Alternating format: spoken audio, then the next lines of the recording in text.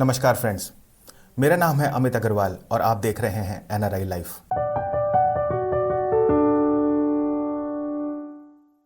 Recent case of 34-year-old Atul Subhash ने पूरे देश को झंझोड़ के रख दिया है। इस जैसे केस के फैक्ट्स को हम सालों से या तो इग्नोर करते आ रहे हैं या फिर मजाक बना के आगे बढ़ जाते हैं कि ऐसा कभी हमारे साथ नहीं हो सकता। लेकिन रियलिटी ये है कि हर साल हजारों इंडियंस एंड एनआरआई फैमिलीज ऐसे केसेस से इंपैक्ट हो रही हैं। ये केस एक वेकअप कॉल है और अब एज अ सोसाइटी हमें इस केस और लॉ के बारे में एक सीरियस डिस्कशन करना होगा। Atul Subhash ended his life on December 9th, 2024, alleging mental torture through the misuse of Section 498A. He was facing court proceedings under allegedly several false cases filed by his wife Nikita Singhania. Every year, the misuse of Section 498A impacts thousands of Indian citizens and NRIs.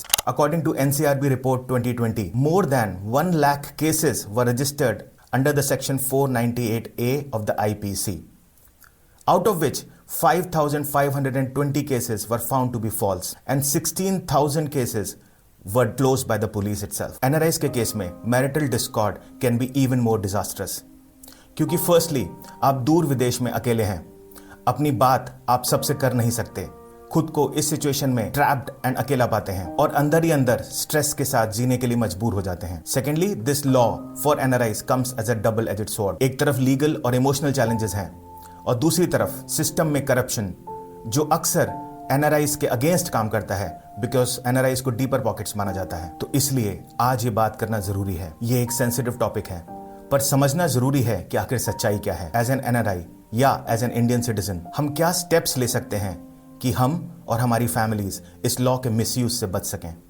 Remember, क्योंकि कल तक सब कुछ चलता आया है, इसलिए जरूरी नहीं है कि आगे भी चलता रहेगा।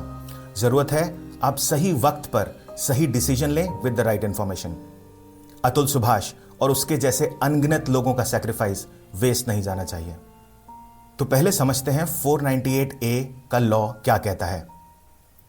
Section 498A of the Indian penal code IPC enacted in the year 1983 penalizes cruelty against married women by their husbands and in-laws.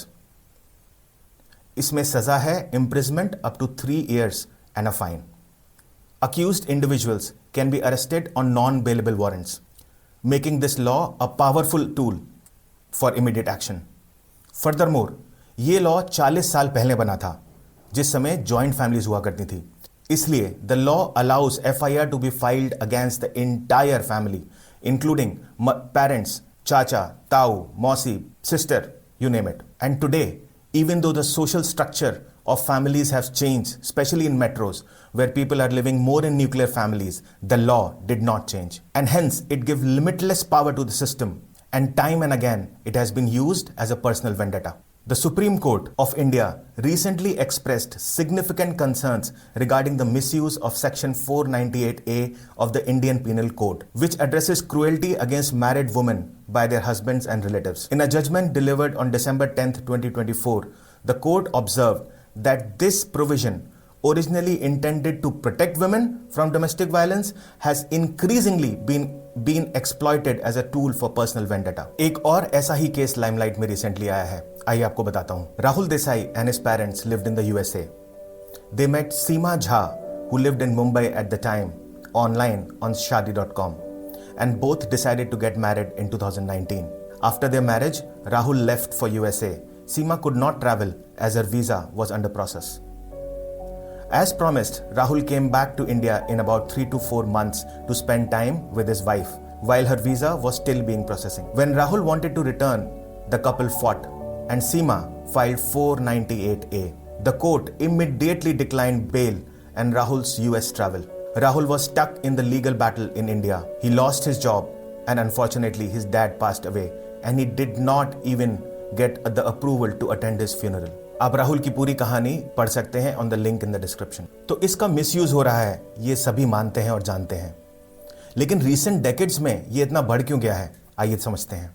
आजकल increasing number of marriages are happening through matrimonial sites. हम कई बार जल्दबाजी में बिना अपने partner या उसकी family को समझे या जाने बिना शादी कर लेते हैं और फिर हैप्पीली अपने पार्टनर के साथ या तो फॉरेन कंट्री या किसी मेट्रो में मूव कर जाते हैं। पर कुछ केसेस में ये खुशी बस कुछ ही दिनों की होती है। Work pressure, difference in expectations, lifestyle, family intervention etcetera कुछ ही सालों में इस खूबसूरत रिश्ते में इतनी करवाहट भर देते हैं that life for both partners becomes a living hello.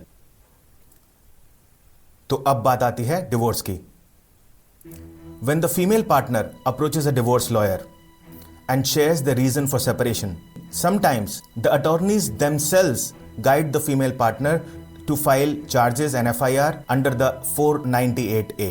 और तब ये इंडियन लॉ जो कि विमेन के सेफगार्ड के लिए बनाया गया था उसका मिसयूज शुरू होता है, क्योंकि डिवोर्स केस अब बन गया एक क्रिमिनल ऑफेंस केस। इस लॉ का हर सेक्शन वुमेन को पावर देता है to make the life of their partner as miserable as possible. Non bailable warrants can be issued against the whole family by just putting their name on the FIR। और जब रिश्ता इतना खराब हो जाए कि डिवोर्स लेने से ज्यादा इंपॉर्टेंट बदला या वेंजेंस हो, तब यही लॉ जो कि प्रोटेक्शन के लिए था becomes your back pocket tool to use as a personal vendetta. Interim maintenance, alimony, custody, child care, court के चक्कर, झूठे केसेस, आप इस लीगल बैटल में ऐसे फंस जाते हैं कि it destroys you mentally, financially and emotionally.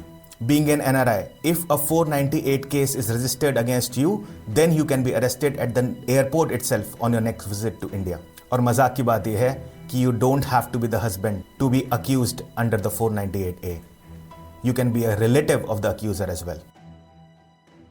मैं ये बिल्कुल नहीं कह रहा कि सारे 498A केसेस गलत फाइल हो रहे हैं या इस लॉ को क्वॉश कर देना चाहिए। इनफैक्ट अगर कुछ गलत केसेस हैं तो अनगिनत केसेस में इस लॉ ने विमेन को एम्पावर भी किया है, प्रोटेक्ट भी किया है। लेकिन मेरा कहना यह है कि अगर किसी लॉ का 1% भी मिसयूज हो रहा है तो वो एड्रेस होना चाहिए, रुकना चाहिए। स्पेशली तब जब वो लॉ इतना पावरफुल है कि ना सिर्फ आपको बट आपकी पूरी फैमिली के अगेंस्ट यूज हो सकता है। और फ्रेंड्स, वेंडेटा के लिए किसी की जिंदगी, किसी की फैमिली की जिंदगी के साथ खेलना कहां तक सही माना जाए? कोई लॉ, कोई सिस्टम, कोई सोसाइटी किसी इंडिविजुअल को इतनी पावर कैसे दे सकती है? इसके मिसयूज से तो जो ओरिजिनल इंटेंट थी इस लॉ की, to safeguard the women's rights against cruelty and brutality, वो पर्पस ही डिफीट होता है। और अगर कोर्ट में ये प्रूव हो भी जाता है that 498A was being misused by the female partner और by her counsel, then there is no provision that can punish the false accusers। तो मेरा क्वेश्चन बहुत सिंपल है, how can a law be skewed to favor one party so heavily? In the eyes of the law, कानून की नजर में तो सब बराबर होने चाहिए, irrespective of their caste, creed और gender।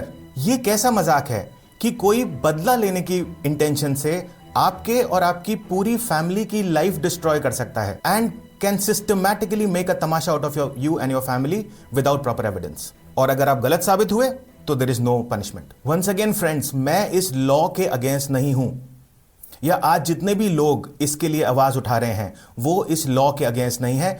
We are against the misuse of 498A। जरूरत है इस लॉ में इंप्रूवमेंट की ताकि ये कोर्ट सिस्टम को एम्पावर कर सके टू प्रोटेक्ट वुमेन। फ्रेंड्स, मैं इस टॉपिक का एक्सपर्ट नहीं हूं, ना ही कोई लीगल एक्सपर्ट, पर मैं चाहता हूं फिर भी आप ये मेरी बात सोचें। क्यों एनआरआईज इतनी जल्दबाजी में शादी कर लेते हैं? एक ही विजिट में सब कुछ निपटाना है। क्यों हम फैमिली, पेरेंट्स, रिलेटिव्स सबको समझने का टाइम नहीं लेते? क्यों हम एक खराब होते रिश्ते को सालों साल ठीक करने की कोशिश में लगे रहते हैं? कभी तो हम समझें कि एक लिमिट आने से पहले आप या तो लीगल या प्रोफेशनल काउंसलिंग की तरफ देखेंगे। और क्यों हम ऐसे इश्यूज को अंदर ही अंदर अकेले झेलते रहते हैं? वो दोस्त, वो भाई, वो बहन, वो रिश्तेदार, वो कजिन सब कहां गए जिनसे आप अपने दिल की बात शेयर कर सकें? Friends, this topic should not be brushed under the carpet anymore. अगर गाइज मेरी बात सुन रहे हैं तो मैं आपसे एक ही रिक्वेस्ट करूंगा, मैरिज बहुत सोच समझ के करें। अगर आप मैरिज में खुश नहीं हैं तो please move with caution, with timely intervention of either legal और मैरिज काउंसलिंग। और अगर फिर भी आप किसी झूठे केस में फंस जाते हैं, there is a legal recourse. You can file counter cases immediately. आज कोर्ट्स झूठे केसेस क्वॉश भी कर रही हैं। So please remember, do not take any drastic step. You are not alone. There are ways, systems and legal processes to help you in this situation. बुरा वक्त है, निकल जाएगा। अगर वुमेन मेरी बात सुन रही हैं तो मैं आपसे भी सेम रिक्वेस्ट करूंगा।